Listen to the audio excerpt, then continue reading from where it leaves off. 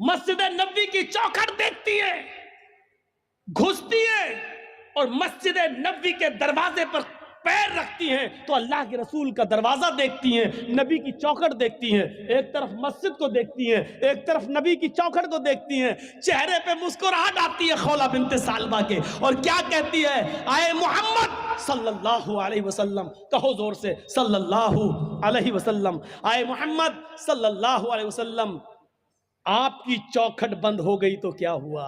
آپ کا دروازہ بند ہو گیا تو کیا ہوا؟ رب کا دروازہ تو کھلا ہے، رب کی چوکھٹ تو کھلی ہے۔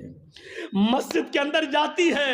کنویں سے پانی کھینچتی ہے، وضو بناتی ہے اور اسی مسجد نبوی میں 2 رکعت نماز پڑھتی ہے، اور 2 رکعت نماز پڑھنے کے بعد اس عورت نے، خولہ بنت سالبہ نے اپنے ہاتھ بلند کر لیے اور کہا اے اللہ،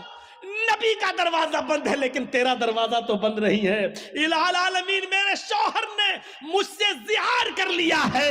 اپنی ماں کی طرح حرام کر لیا ہے، بچوں کو پیار تو میں دے سکتی ہوں لیکن کھلانے پلانے کی ذمہ داری تو میرے شوہر کی ہے۔ اے اللہ، میرے لیے اور میرے ہسبینڈ کے درمیان کوئی راستہ نکال، میرے اور میرے پتی کے درمیان کوئی راستہ نکال، تیرے نبی کی چوکھٹ بند، تیرے نبی کا دروازہ بند، تیرے نبی نے راستے بند کر دیے، تیرا دروازہ کھلا ہے، میں تیری چوکھٹ پہ سر رکھتی ہوں، پیشانی رکھتی ہوں، ماتھا رکھتی ہوں، اے اللہ میری فریاد سن لے۔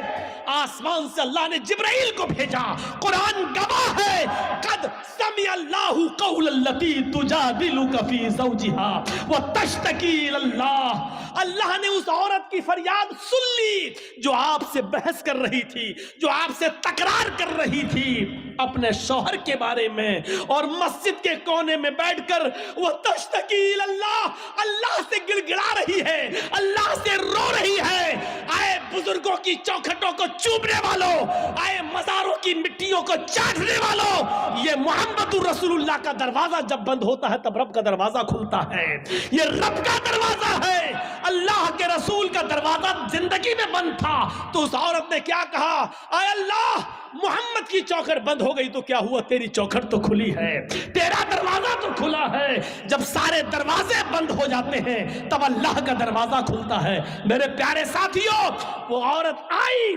اللہ نے اس کی دعا سنی اور محمد رسول اللہ کے پاس پیغام بھیجا، جبرائیل آئے، کہا جاؤ اس عورت کو بلاؤ جو مسجد میں اللہ سے فریاد کر رہی ہے، اللہ نے اس کی دعا سن لی ہے اور قانون بدل دیا ہے۔ آج کے بعد اگر کوئی شخص اپنی بیوی کو اپنی ماں کی طرح حرام کہے گا تو اس کے لیے سزا متعین کر دی،